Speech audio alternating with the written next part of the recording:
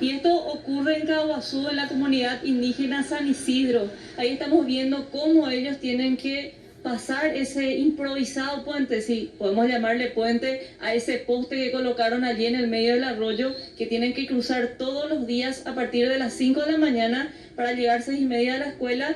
Y durante todas estas bajas temperaturas lo tuvieron que hacer ahí, casi se congelan, decían, porque el arroyo es bastante frío y no importa en qué temporada del año, ellos tienen que cruzar necesariamente ese arroyo para ir a la escuela, y hasta ahora no hay respuesta por parte de las autoridades.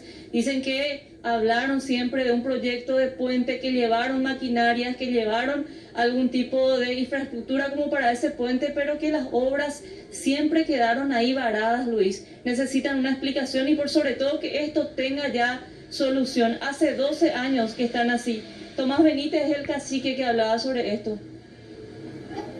Todos los días acá, ya hace 2009 y 2010, ya me empezó por situación de YouTube.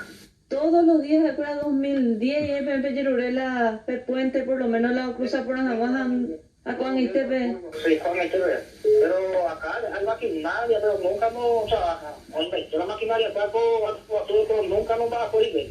Fue a las 5:30, a las 7 de la hora de entrada de la escuela. A las 6 de la mañana de la escuela, voy a hacer la limpieza de la escuela, a coordinar, tu escuela de la estaba suave, o hasta la escuela pero muy la para tú, hasta y a como está por ese tiempo, a lo azul, donde congelar. Lamentable, estoy diciendo que dejaba de representante legal de los pueblos indígenas o representante supuestamente a la comunidad en los distintos puntos del país a solucionar.